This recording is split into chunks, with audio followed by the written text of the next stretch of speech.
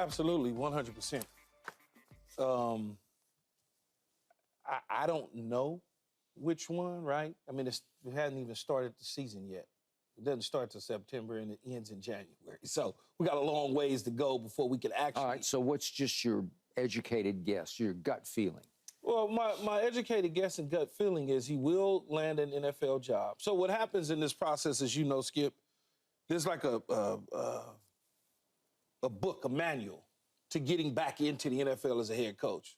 What's the first thing you do when you're fired, you retire, whatever you want to call it? You go get on TV, or you do radio, or you break down film for some documentaries and people see you.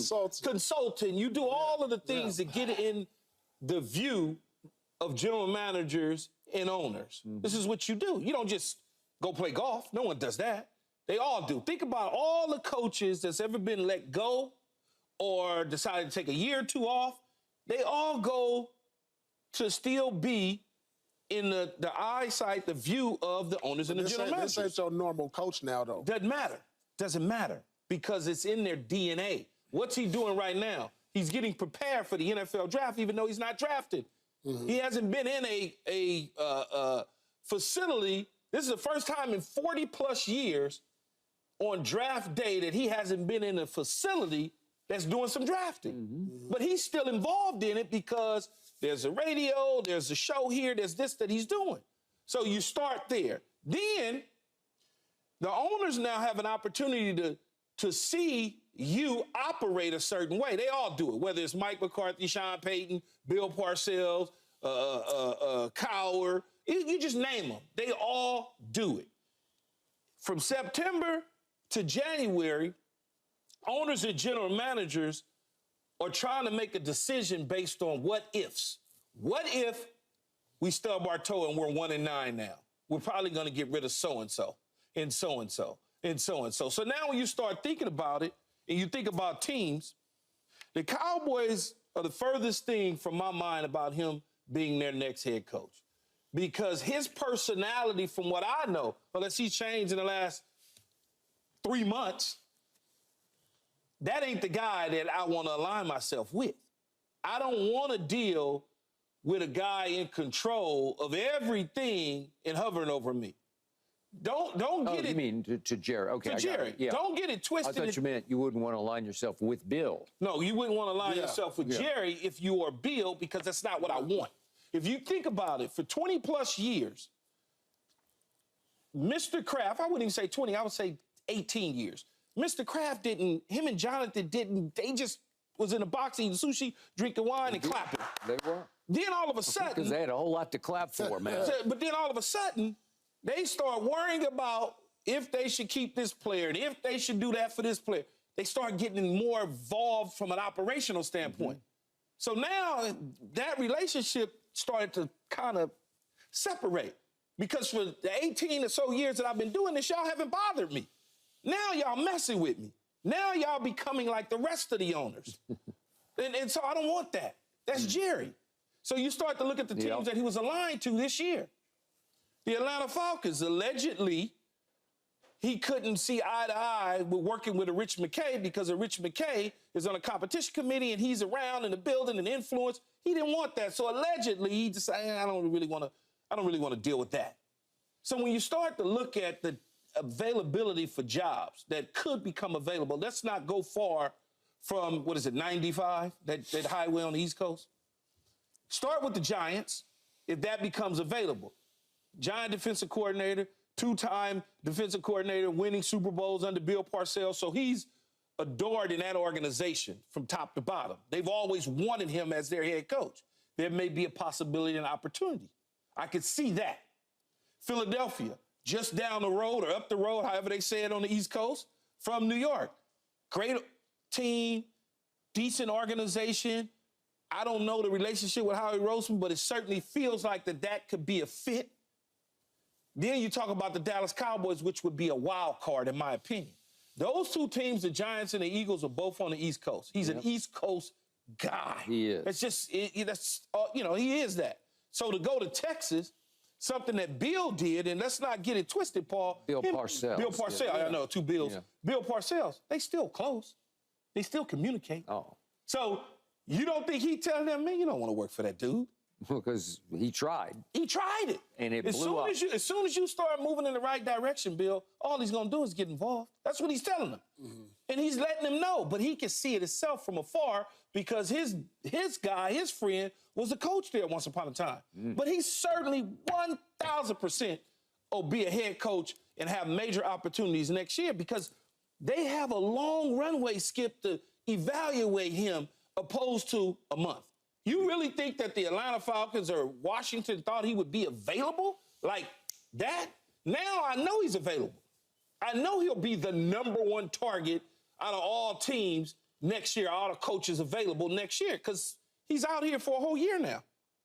So I do believe he'll be coaching next year. Okay.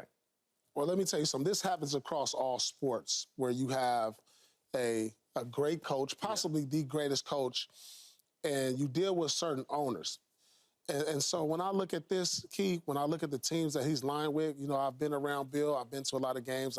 I've seen his interviews. I think the only fit is in Dallas.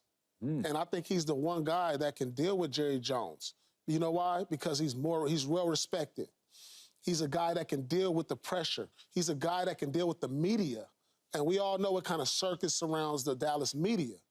You know, he walks into those interviews. He's walking to those meetings with Jerry Jones, all stoic and stone-faced, and he's going to give you straightforward answers. And I just think that's what Dallas needs. Somebody who's respected, somebody who can deal with the media, who can take pressure off of you.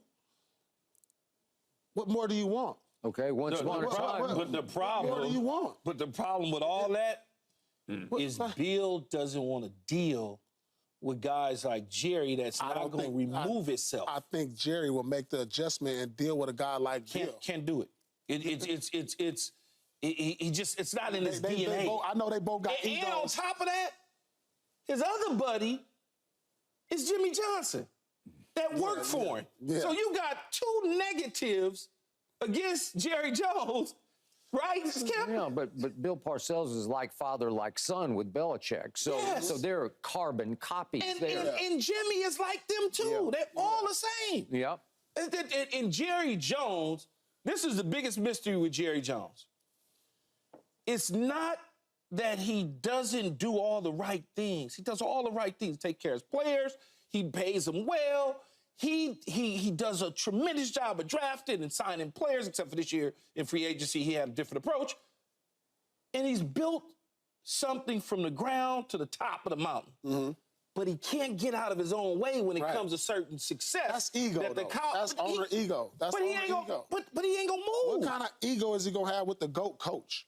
Doesn't matter. And that's the reason listen, that's the reason that he's not in New England now. Skip covered the Cowboys for 1,000 years. Mm-hmm. He can tell you, as soon as it starts to go right, it starts going wrong. But that's not, it's going to go wrong from day one, minute one. No, I mean, he is hands-on. He is the owner and the operator. Yeah, but even with Jimmy, Cowboys. that wasn't the case till it got going good. Then all of a sudden he started getting away.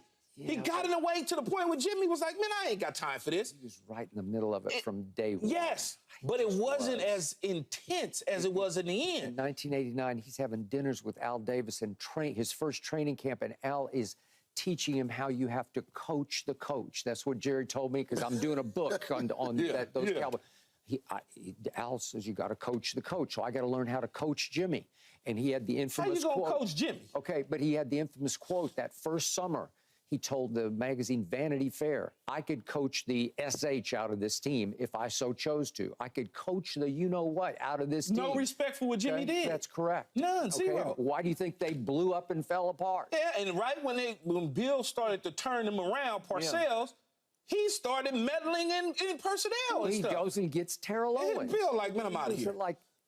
When you're a great coach, you don't want to go to six. I don't understand the Giants, because like when you dealt with winning, and this happens across sports, and you're an older coach, you want to try to get yourself in a situation to where I don't want to be in a rebuild. I don't want to be in mediocrity. I want to be somewhere where there's at least an opportunity for me to win another championship. We all know he needs 15 more wins I don't. It's a number. I don't know exactly what it is. The all-time winning Shula's record. Shula's record. So I see him putting himself in a position to where he can win right away. Because how many more years you think he got? Yeah, but they got. But in the NFL, and I'm sure it's in the NBA as well. The first thing you do as a head coach is you want to identify the owner. Because if I can't deal with the owner, I don't want the job. Especially when I'm a decorated head coach. I'm not a guy who's starving to get a job. I'm not starving to get a job. I can get a job and do many things. But if I'm Bill Belichick, if I'm Sean Payton, any of these coaches that have success that took a year or two off, I need to know what the owner is doing. Because the owner is key. If I got a bad owner, then I'm going to have a bad situation. Well, if Jones is not a bad owner. But it's not a bad owner as far as building the team. Right. He's a bad owner as far as getting in my damn way. Right. When you start to get in my way, I don't need my owner in the locker room at the end of the game. Talking to the media. Talking to the media or talking. Every game. Let me tell you something. Right. I was with the Dallas Cowboys and I was with Bill Parcells. And this is the first time I ever seen this in my entire life, but I heard it happen in the past with Jimmy. We won a game. Jerry Jones came in the locker room. Yeah, Bill hadn't even given his post-game speech. Jerry started talking about like we was getting ready to win a Super Bowl. I've never seen a coach cuss out an owner in front of a team so bad to the point where I had to just put my head down and turn my face to my locker. Because Jerry came in, Skip, talking about, I don't remember exactly what it was, but it was something along the lines of, we got this one and this one. And Bill was mad because Bill didn't like the way we played, even though we won the game. And it created a conflict. It created hostility. I've seen that. You don't want that. They don't want to do that. They just want a guy that, when the team's over, we go on, stay in the background, chill. Okay, what does Jerry love the most? He loves box office. He loves sis boom ba. He wants glitz and glitter and glamour. And Belichick would bring that kind of aura and media attention. Suddenly they would be the center of the media universe. Yes, absolutely. If Bill Belichick and Jerry Jones, are they going to last for 10 minutes or 12 minutes together, right? Everybody be all over this. You know and I know. I am no fan of Mike McCarthy because I don't even know what he does except say yes to Jerry Jones. So I'm also not a big fan of Bill Belichick's. But if you told me I could have Belichick over Mike McCarthy, I would do it like now, like 10 minutes ago, because, well, I'd probably take Paul over Mike McCarthy or Keyshawn over Mike McCarthy because this year is going to be a disaster. So let's just say this. Let's say they miss the playoffs because that roster as it sits right now is a miss the playoffs roster. Unless Jerry, who controls the entire draft, remember you talked about Bill's, he's preparing for a draft again. Jerry he has final say on all the top picks in the first 3 or 4 rounds. See, that's problematic. What is it? That's problematic. Oh, man, it's a deal killer, right? It's the same thing that Parcells went through with the general manager in New England, Greer, in that company that he had in the front office when he was the coach. His famous words was, let me shop for the groceries if you're going to let me cook the meal. If you want me to cook the meal. Right. That's the same thing. Same thing. You don't want to listen to Jerry Jones tell him that this defensive tackle is good. It just doesn't. Yeah. That's how they are. All right. So here's why I don't believe, and I hate to even say this because I'm not wishing this upon him.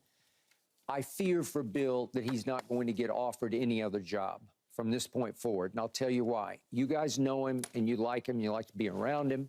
And I appreciate that. I don't know him and I've not been around him. But I still believe, for the most part, he's an all-time great defensive coordinator, defensive mind, who was overrated as a head coach because he was a product of that quarterback. That quarterback was a product of him. No, listen. Come on, now stop. Look at what happened without Tom Brady in Bill's career. Listen to my number. Listen. Without Tom Brady, Bill was 64-85 as a head coach. Oh, my goodness. That counts 4 years in Cleveland. That's 1 year in New England when they went 5-11. 0-2 that first year in 2001. We can't do that, though, Well, I'm doing it. You can't. Well, you got to do it. You can say that about any time out. Coach. So then Tom leaves for Tampa, and Bill has 4 years to show that he was the reason for the dynasty. No, right? that 4 years that you want him to show that. No. So he goes gotta stop, 29 and 38 in those 4 years, and he plays one playoff game. He makes one playoff game. And in that, his vaunted defense allows 47 points at Buffalo. And guess what? It was called the perfect game because Buffalo scored on every single possession. They did. Every single possession. And earlier in that year, Bill went up to Buffalo, put a game plan together, and wiped Buffalo clean. I don't remember what the score was, but they rushed for they still running. It was like 500 yards on the ground. They're still running, Skip. Okay. Let's not do the Tom Brady is the reason. Okay. Let's not do that. So he had 4 years to prove that he was the reason, and it went from bad to worse. And so the rest of the league is looking at Bill Belichick right now where he's hard to get along with. He can be a little arrogant. He can be aloof, as we've seen in the Dynasty documentary. Yeah, but they're all teed off at the Dynasty. They are. Players, but I think owner, we can all everybody. agree. I think it's pretty clear from Mr. Kraft that Bill got pretty aloof and full of himself and hard to deal with because Kraft started to get more involved. That may be the case. That may be the case because Kraft started to be involved a little bit more, and Bill didn't want that. He did not want I'm not here to be an apologist of Bill Belichick. Did he screw things up personnel-wise toward the end? Yes. We all know that. But you're not going to sit up here and tell me he's a glorified defensive coordinator. No, not glorified. He's an all-time great defensive coordinator. Well, that's glorified defensive coordinator, as if you're going to dismiss him as a head coach with countless and personnel people, with countless Hall of Famers now coming out of New England that he drafted, that he signed off on. Like, stop. Keyshawn, the numbers are screaming that he was a product of Tom Brady. They're screaming. That's not true. Bad organization in Cleveland. Bad organization. It was a bad organization. 4 years. Nobody could win in Cleveland. Okay. At all, Skip. And nobody. You go to New England, go 5-11 the first year. Okay. You go 5-11 in the first year. It's the first year. You start off 0-2. Everybody is not going to be D'Amico Ryans in his first year. Okay. 0-2. It's just not going to happen. And then all of a sudden, the sixth rounder falls out of heaven into your lap. Skip, stop. The rest so I guess in basketball, you got to draft him. Exactly, but I guess in basketball, you got to draft him when nobody else would, and you got to give him an opportunity when nobody else would. And you got to make a decision after paying Drew Bledsoe $100 million that I'm going to stick with this guy, damn the money. Right. You got to make that decision. You give him zero credit. No, I give him but some credit for that. But the great Phil Jackson won a lot of championships, but he had some hell of a players. Did he? Jordan, Kobe. Jordan, Kobe. Exactly. Bill Belichick is the same right now is equivalent to Greg Popovich. Like, since Duncan has left. Hey, well, you got me. I'm with you on that. What's going on with that? Hey, now, Wemby is in his lap. He get ready to be cold-blooded again. Yeah, but is he? They weren't cold-blooded this year. Well, he's a rookie. Can't you win a couple of games? But he's letting him get a feel for the NBA. We're going to talk about that in a couple of minutes stop. here. Skip, boy, you something else. Hey, we have not talked about LeBron James enough today, so now we will. Or hate on LeBron enough today. I'm going to let Paul hate on him. I don't need to do it. Thanks for watching, Undisputed fans. Do you want more highlights from the show? Make sure to click that subscribe button for all the exclusive content from Undisputed.